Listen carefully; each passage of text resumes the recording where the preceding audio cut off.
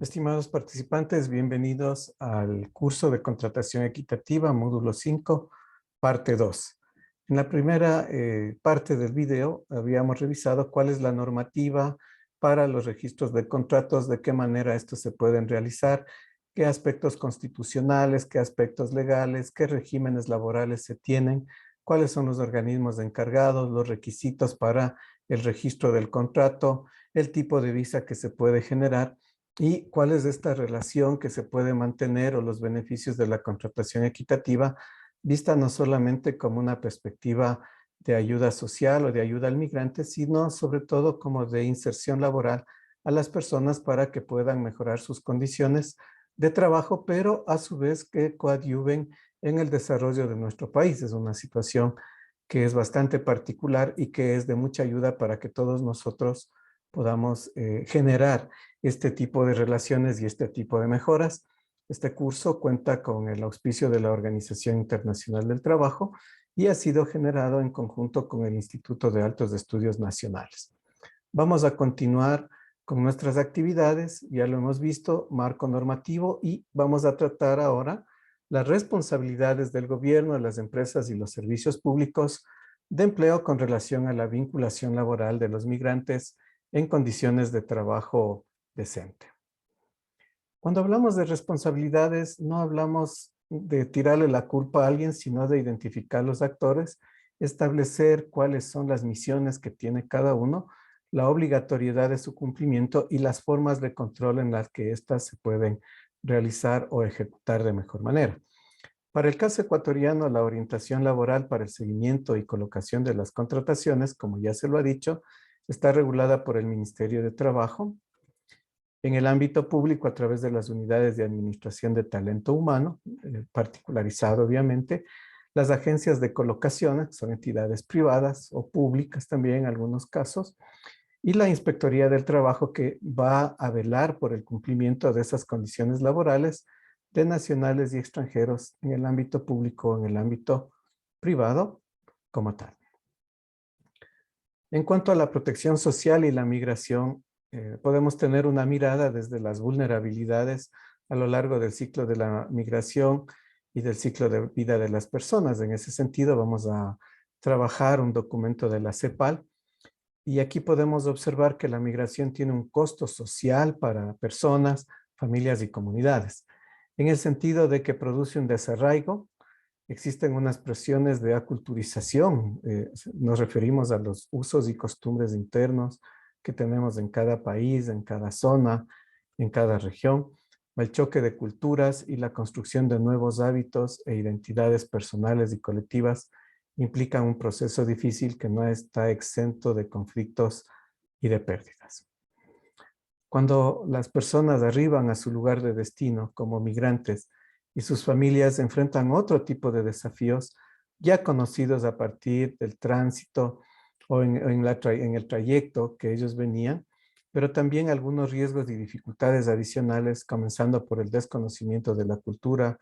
como ya se indicó, usos y costumbres, y a veces inclusive la lengua en su país de destino. El primer desafío es regularizar la condición migratoria para poder instalarse y generar recursos de ingresos para subsistir. Esto es alimentación, vestuario y eventualmente para prosperar. Entonces, lo más importante que pueden hacer los países para el migrante es darle trabajo, es generar plazas de empleo no solo para migrantes, sino para todos los ciudadanos, de manera que las personas tengan una condición de sostenibilidad o de autosostenibilidad, de manera que puedan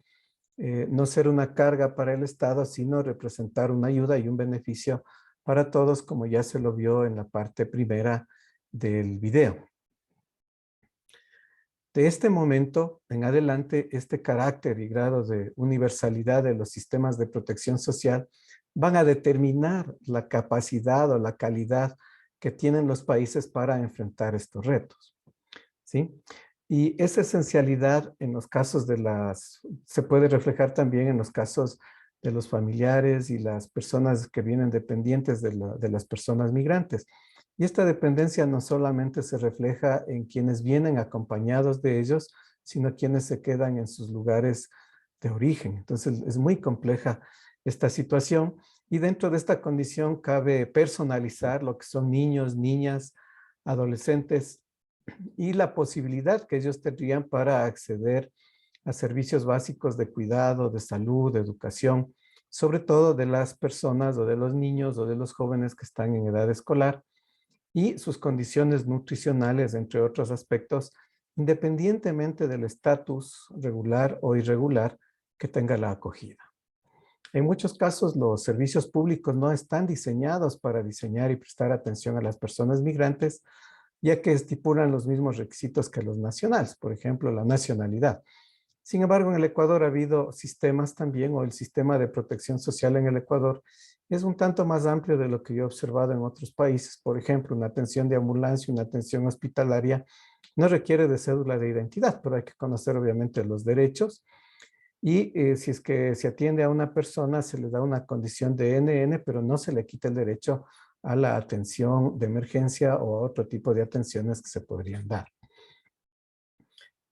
Y esto se vuelve un problema porque cuando se carece de documentación básica en el país de acogida, estos generan otros problemas legales, judiciales o administrativos, multas y a veces inclusive la deportación, aparejado a ello, altas probabilidades de sufrir abusos, vejaciones, como ya se lo vio con el doctor Alex Valle en el tema de la trata de personas.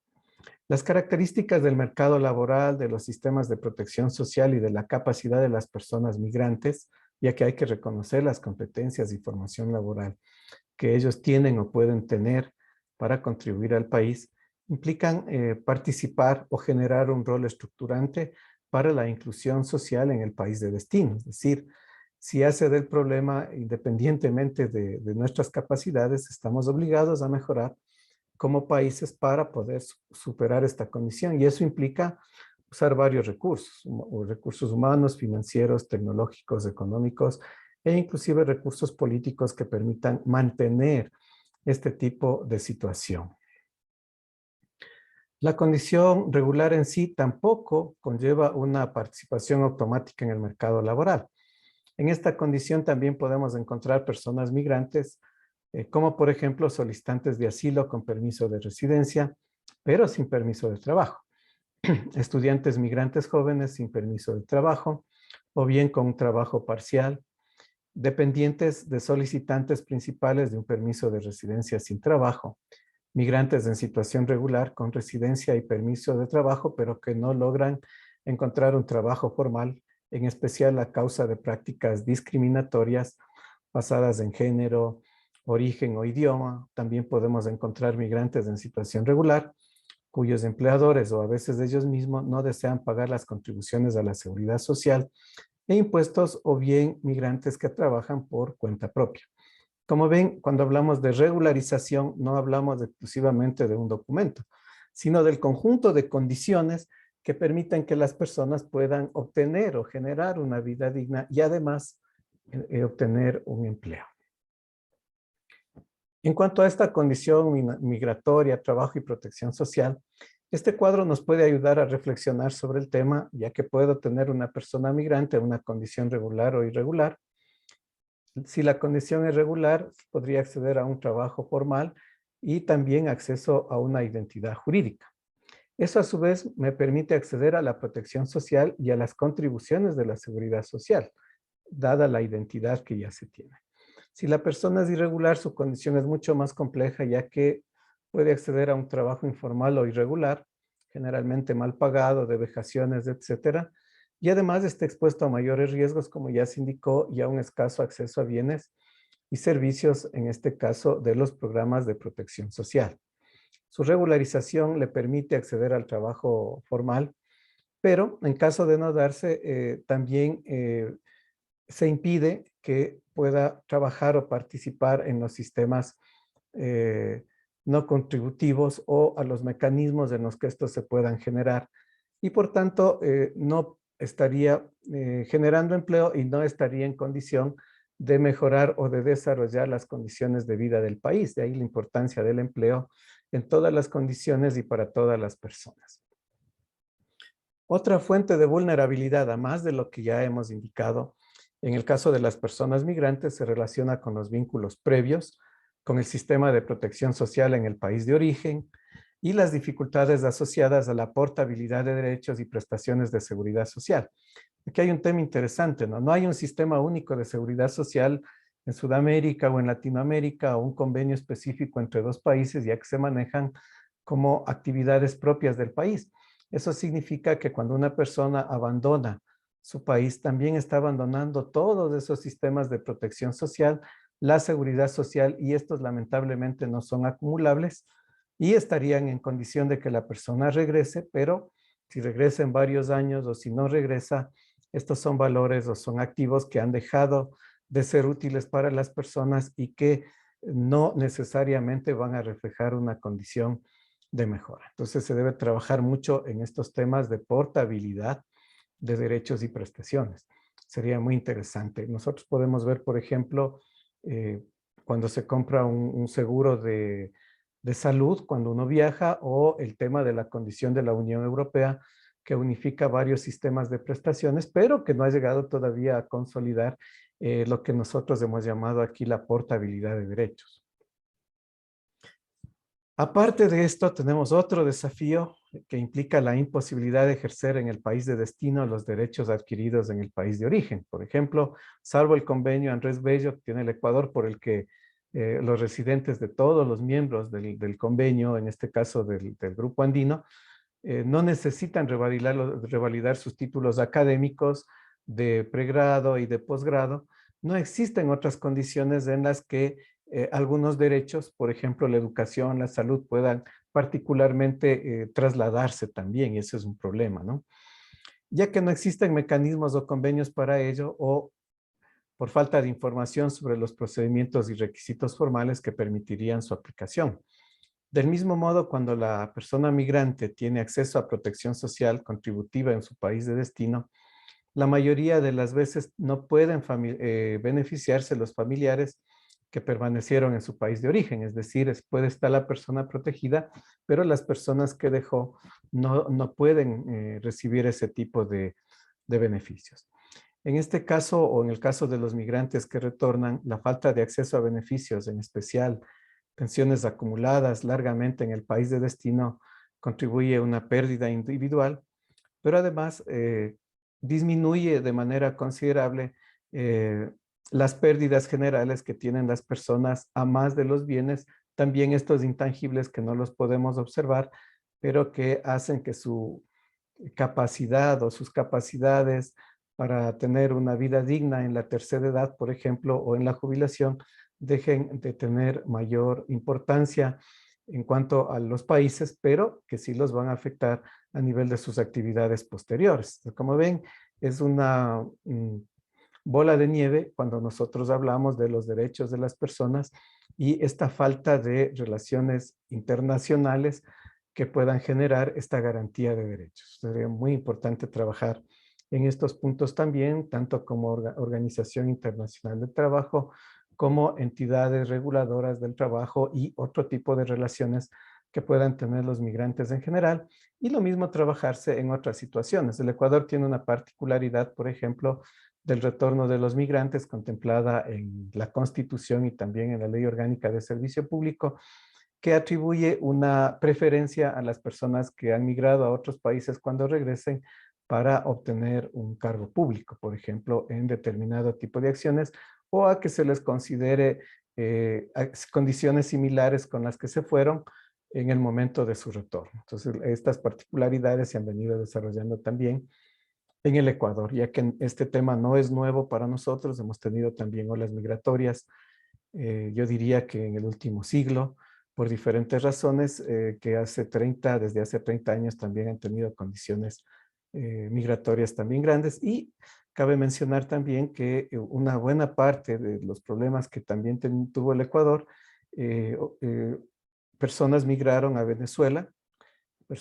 a Estados Unidos y a España como principales destinos migratorios, y en menor proporción tenemos Italia, Francia y países de la región o del Cono Sur. Para poder analizar esta situación existe el convenio 144 sobre la consulta tripartita, y en este caso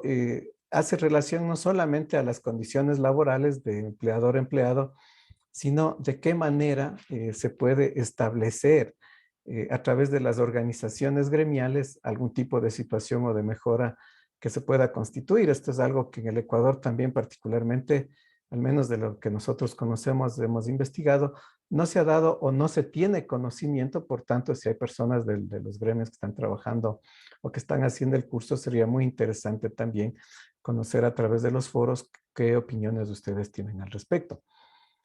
Podemos indicar que la Conferencia General de la Organización del Trabajo, reunida en 1976, estableció la expresión de las organizaciones representativas tanto para empleadores y trabajadores que gocen de derecho a la libertad sindical. Si la sindicalización es muy importante en los países y puede tener diversas connotaciones dependiendo de cómo sea aplicada tanto por empleadores, patronos y también por la forma o por el estilo de liderazgo o por las condiciones que puedan procurar para sus agremiados. De ahí que todo miembro de la Organización Internacional del Trabajo que ratifique este convenio se compromete a poner en práctica procedimientos que aseguren consultas efectivas entre representantes del gobierno, empleadores y trabajadores. Parte de eso es, por ejemplo, la conformación de la seguridad social, la forma como se trabaja o los contratos tripartitos o la negociación de contratos colectivos en el Ecuador que permitan justamente tener o mantener o establecer actas de negociación que cuando se suscriben y se registran en el Ministerio de Trabajo tienen fuerza de ley y establecen o se convierten justamente en derechos adquiridos para los miembros o para las partes. Entonces, hay obligaciones por una parte y derechos por otra. Del mismo modo, los representantes de los empleadores y de los trabajadores, a efectos de procedimientos previstos en los convenios, serán elegidos libremente por sus representaciones siempre que tales organizaciones existan. Es decir, se da el derecho a la elección, el derecho a que las personas sean representadas por sí mismas o por representantes que sean elegidos, no solamente por quienes hagan las veces de una autoridad carismática, etcétera. Entonces tiene reglas para aplicarse. Del mismo modo, los empleadores y trabajadores estarán representados en pie de igualdad en cualquier organismo mediante el cual se llevan a cabo las consultas. Por eso en el Ecuador es común escuchar de los famosos de las famosas reuniones o de los comités tripartitos y paritarios, en el que todos tienen la misma capacidad de voto y la misma capacidad de disertación respecto a los temas que les preocupan. Del mismo modo, se establecen acuerdos apropiados entre la autoridad competente, las organizaciones representativas, siempre que tales organizaciones permitan financiar la formación que puedan necesitar los participantes en estos procedimientos. Y es así que, especialmente en el Código de Trabajo, se pueden establecer como parte de los mecanismos de acuerdo de las personas una formación permanente a las personas que son parte de estas actividades. Tal vez una limitación, y vale la pena indicarlo, es que no están particularizadas o están particularizadas a los agremiados, pero no a toda la organización. Y esto constituye también un problema cuando se tienen varios regímenes laborales, como es el caso ecuatoriano. De ahí que esto también les posibilita a tener consultas y que requieren respuesta de los gobiernos a estas consultas, como por ejemplo las actividades que se asocian con la OIT o los exhortos que puede hacer la OIT respecto a determinadas condiciones en las que se realizan o las condiciones o la precariedad de las condiciones con las que se trabaja con determinadas organizaciones o al trato que se les dé a los trabajadores. Del mismo modo, estas pueden presentarse a las diferentes autoridades. También se pueden evaluar y reevaluar en determinado tipo de periodos. Se pueden establecer a través de memorias que permitan ir gestionando o teniendo una vivencia histórica o un ADN histórico de las mejoras que se puedan realizar a través de este tipo de acciones e inclusive la ratificación de convenios que deben ser aceptados por las partes.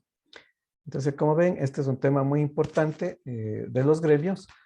Pero en el caso de la contratación equitativa, esto no se ha visto o no hay una experiencia o la academia no ha tenido un registro de experiencia en ese sentido. Una vez visto esto, podemos pensar también en la promoción de prácticas equitativas en las empresas, ya que las condiciones propias en las que se registran las condiciones laborales generalmente hacen que el empleador requiera disminuir sus costos de operación, pero esto no puede ser, en este caso, perjudicando los derechos que tienen las personas, tanto nacionales como extranjeras. De ahí que es importante que si bien no exista una normativa específica, al menos de control, que sí se deban establecer prácticas, ya que la parte más importante de una relación no es jugar al gato y al ratón, sino tener los valores, la ética, la axiología o los principios axiológicos para que los empleadores y sus trabajadores también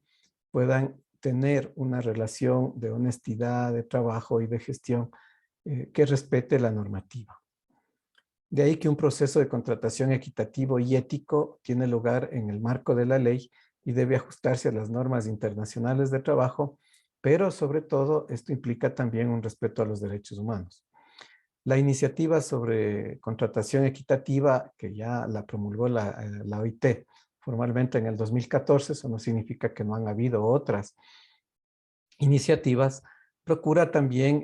mejorar la migración laboral y la prevención del trabajo forzoso a fin de proteger a los trabajadores en contra de los abusos y explotación, atendiendo también a las necesidades del mercado de trabajo.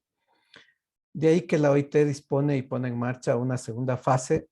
para examinar cómo esas normas se han realizado y de qué manera estas prácticas se están realizando en el mundo. Y creo que estos cursos son parte de este proceso de concienciación, de sensibilización para las personas que estamos en los ámbitos público, privado, de qué manera nosotros podemos abordar estos ciclos de migraciones también que se tienen y en los que también podemos ser parte o que hemos sido parte en otro tipo de escenarios. Para esa promoción se puede pensar en varias cosas, ¿no? Intercambiar conocimientos a escala mundial sobre los procesos de contratación nacionales o internacionales. De hecho, para la OIT ha habido ya una experiencia en Perú, otra experiencia en Colombia, esta es la experiencia ecuatoriana, y vemos que hay puntos particularmente comunes y otros puntos diametralmente distintos en cuanto al tratamiento de las condiciones laborales de las personas, pero lo importante es saber qué se está haciendo y de qué manera podemos ir remediando las diferentes situaciones. Del mismo modo, mejorar las leyes, las políticas y el control de la aplicación para promover la contratación equitativa, es decir, hacer una revisión. Creo que en el Ecuador normativa no falta,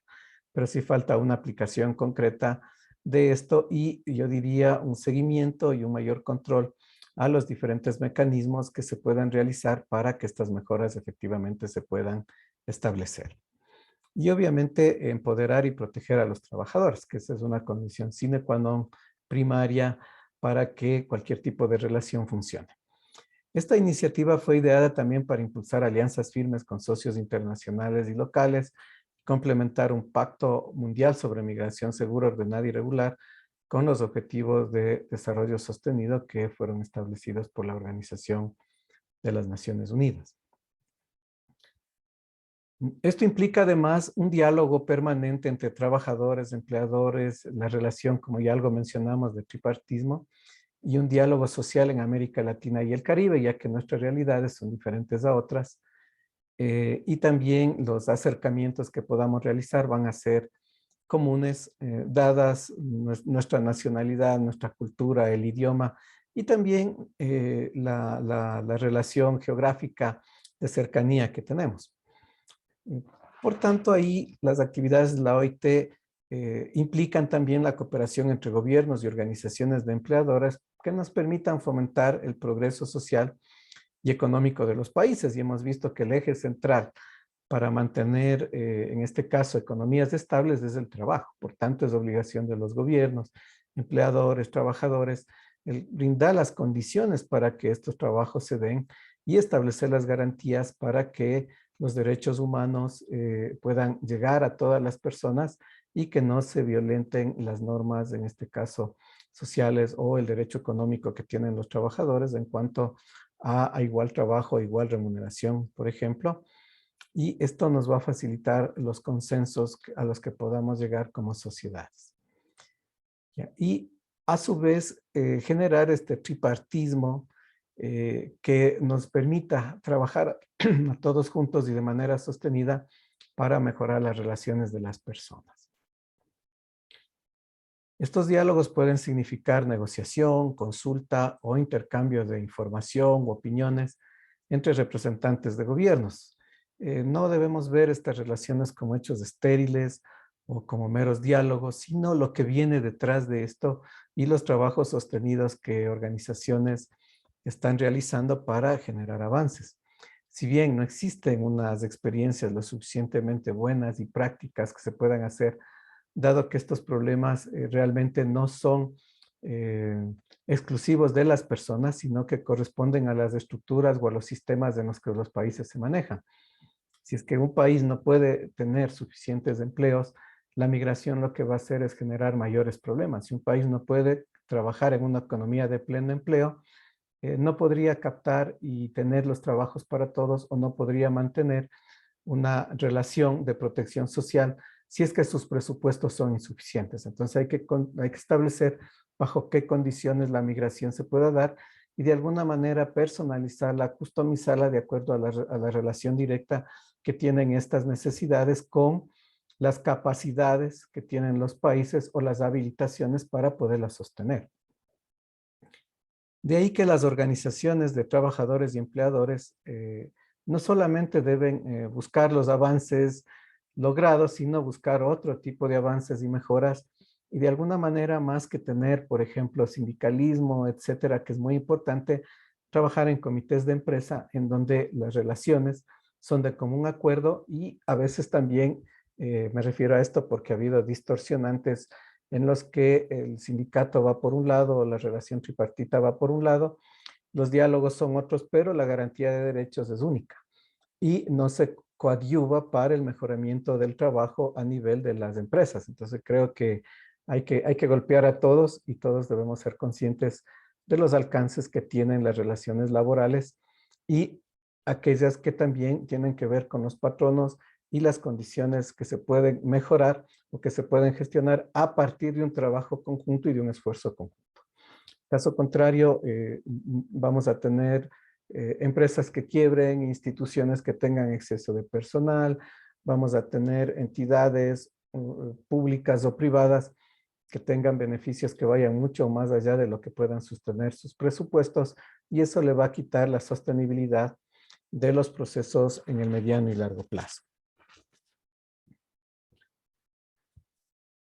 Nuevamente vamos a trabajar en el aporte de la migración en el Ecuador. Habíamos visto en el 5.1 y 5.2 cuáles son las condiciones en general, pero ahora queremos particularizar esas condiciones y de qué manera podemos brindar alguna recomendación a la región y qué podemos aprender de las iniciativas planteadas en las encuestas, en este caso un estudio que se lo ha venido haciendo desde el 2016 en el Instituto de Altos Estudios Nacionales y vamos a hacer referencia a un estudio que concluyó en el 2019 y se publicó en el año 2020 que nos va a permitir justamente dilucidar algunos puntos específicos de la realidad ecuatoriana. El estudio básicamente se denominó Situación Laboral y Aporte Económico de los Migrantes en el Centro Sur de Quito, Ecuador, escrito por nuestra profesora Daniela Sellery, que es una profesora investigadora del IAEN, doctora en Sociología de la Universidad de Linz en Hannover, y que fue publicada también por una prestigiosa revista, este estudio. Y aquí podemos ver que los resultados del proyecto, en este caso en su tercera parte,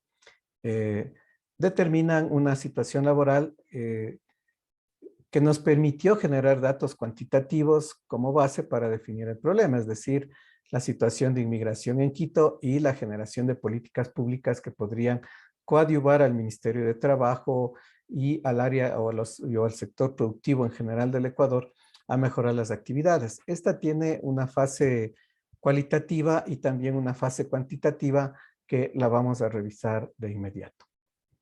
En cuanto al aporte a la economía local, este dato es muy importante, el segmento de las personas inmigrantes que contestaron tener ingresos entre 201 hasta $300 es el más grande y corresponde al 24%. En segundo lugar, el 21% contestó que obtiene ingresos de 301 a $400 y el 18% de 101 a $200, que están por bajo la canasta de pobreza y bajo los mínimos sectoriales establecidos en el Ecuador. Cabe indicar esto. Este hecho demuestra que la gran mayoría de las personas encuestadas recibe ingresos menores a la canasta básica familiar a nivel nacional y solamente un 7% cuenta con ingresos mayores a $500. Un tema particularmente interesante si lo vemos desde el Ministerio de Trabajo o si lo vemos justamente desde la posibilidad de mejora de estos ingresos o de una supervisión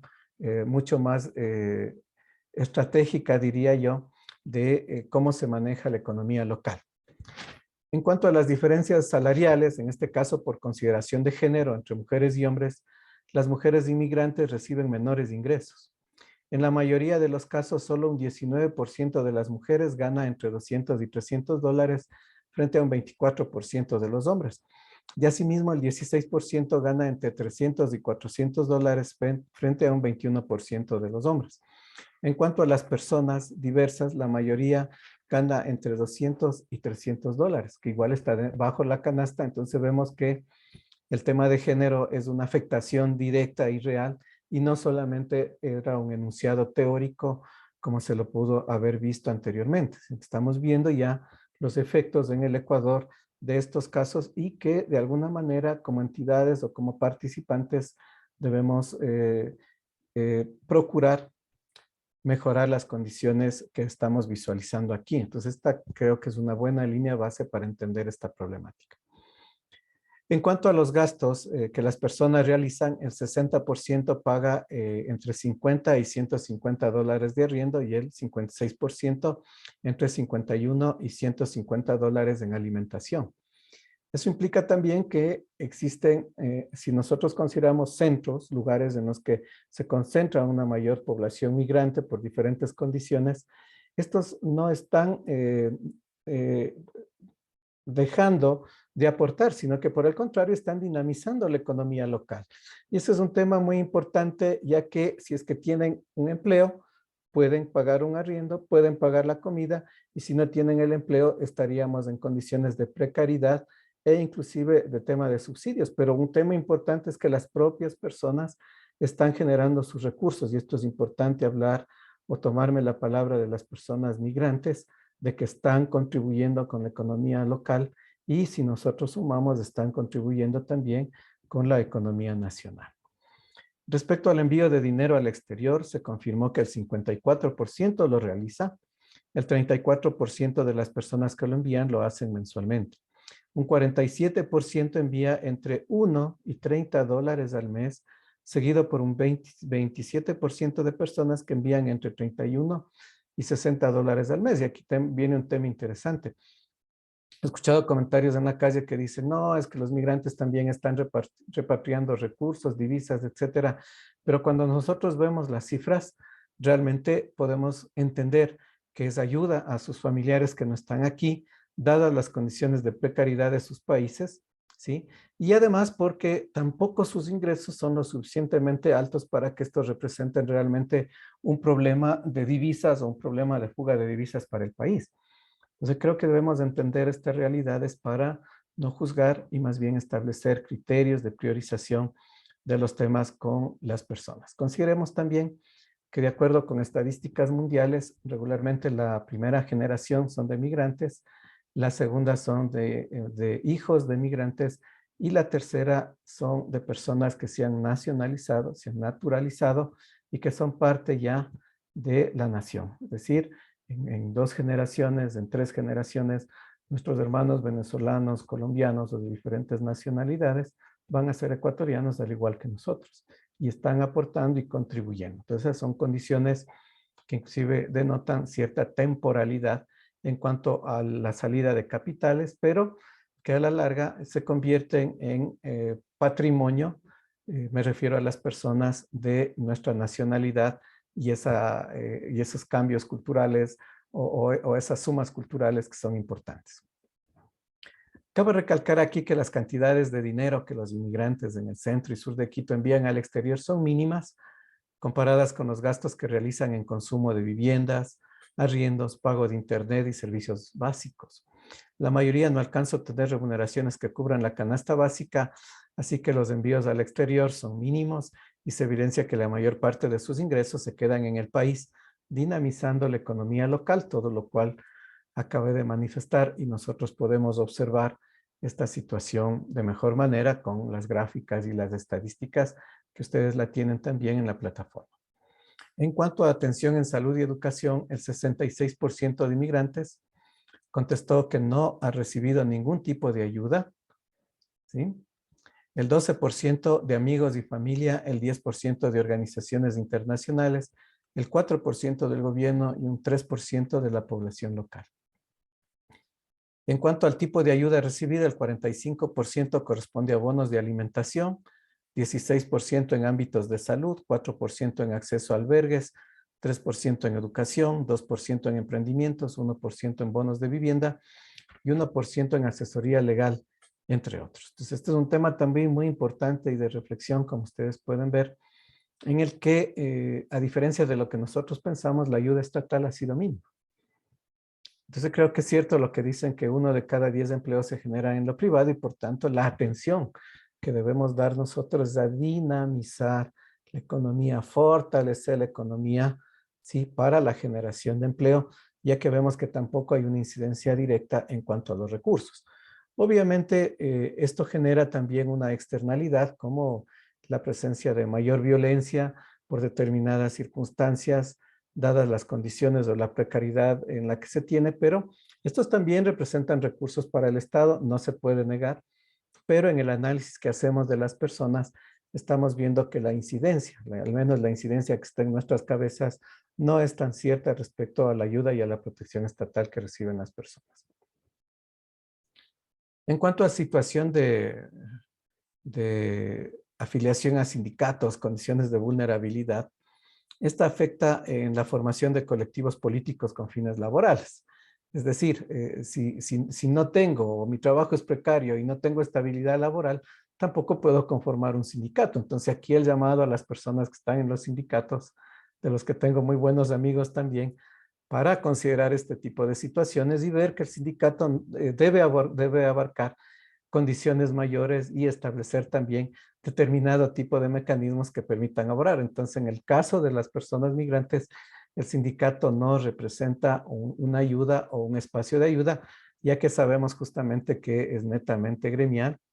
y que representa a intereses de instituciones en las que existe una relación de dependencia laboral. Entonces, un tema también de debate y de análisis profundo a nivel de las diferentes acciones. El dato es muy importante, el 91 de los encuestados no está sindicalizado en ninguna actividad.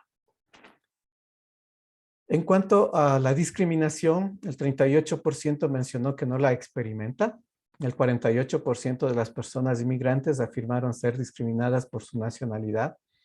el 6% por su etnicidad, el 1% por la situación económica y el 1% por género. Estos datos también muy importantes de analizar, de revisar, y sería interesante hacer un comparativo de los demás países respecto a estas condiciones. Nos ayudaría mucho a saber qué prácticas en común tenemos y cuáles debemos mejorar en común. Del total de personas que han experimentado discriminación, el 48% la ha sentido en la búsqueda o inserción laboral, el 26% en la búsqueda de arriendo de vivienda, el 16% en otros ámbitos de interacción diaria, pública o privada, el 5% en salud, el 3% en educación y el 2% en servicios de justicia. Entonces, muy importantes estos datos para la data de nuestros países. Bien, ahora vamos a establecer las conclusiones de este análisis que hemos realizado y podemos indicar lo siguiente, ¿no? Las personas encuestadas en su mayoría ocupan puestos de baja remuneración, ya sea en relación de dependencia o no, experimentan condiciones laborales precarias, sin firma de contratos ni pago de horas extras, entre otros. Los ingresos son más bajos y las condiciones de informalidad son más pronunciadas en el centro y sur que en el norte de Quito. Si bien el mercado informal otorga amplias posibilidades de trabajo para los inmigrantes, y ecuatorianas, es importante encontrar mecanismos de regulación a nivel local, en coordinación con el gobierno nacional, gobiernos autónomos descentralizados, que es otro actor importante que puede dinamizar este desarrollo. Es decir, no solamente es un tema del régimen seccional dependiente, que vendría a ser Ministerio de Trabajo, Gobierno Nacional, dependencias, sino que estamos haciendo como gobiernos autónomos descentralizados para mejorar estas condiciones laborales de nacionales y de extranjeros, ya que esto evitaría conflictos que se podrían agravar debido a condiciones de precariedad, como ya se ha dicho, en las que las personas en general desarrollan ese tipo de trabajos. Podemos mencionar también que a nivel de instrucción superior, los inmigrantes encuestados tienen o tenemos un alto grado de migración calificada que no está siendo direccionada a conseguir trabajo en ramas profesionales. Este aspecto es importante al pensar que debe existir una política pública que regule el mercado y proporcione información tanto a las personas calificadas migrantes como a la población ecuatoriana profesional. De otro lado, también podemos concluir que las remesas de los migrantes en el centro y en el sur de Quito que se envían son mínimas respecto a los gastos que se realizan y que están dinamizando la economía local, que es algo en lo que me he detenido. En cuanto a los derechos de acceso a los servicios básicos, existe una alta demanda de educación y salud que no está siendo atendida por el gobierno nacional y su acceso está limitado a la discriminación que pueden sufrir los migrantes. El fortalecimiento de un trabajo interinstitucional a distintos niveles de gobierno se hace necesario. Y en cuanto a la desigualdad de género, los resultados evidencian inequidad en los salarios y condiciones laborales y más aún una precariedad en cuanto a las mujeres inmigrantes en la ciudad de Quito, que es donde se hizo el estudio. Por otro lado, también es relevante desarrollar y fortalecer una política pública para mitigar el acoso laboral y la violencia de género. Muchas gracias. Estos son los resultados del trabajo que se ha hecho. Quiero a su vez felicitarles. Estamos en un momento ya de la culminación del curso e indicarles que estamos predispuestos y estamos a la orden, tanto como Instituto de Altos Estudios Nacionales como la Organización Internacional de Trabajo, que ha tenido justamente, nos ha dado la confianza para que podamos llegar a ustedes y poder trabajar de manera conjunta. Infinitamente agradecidos con ustedes.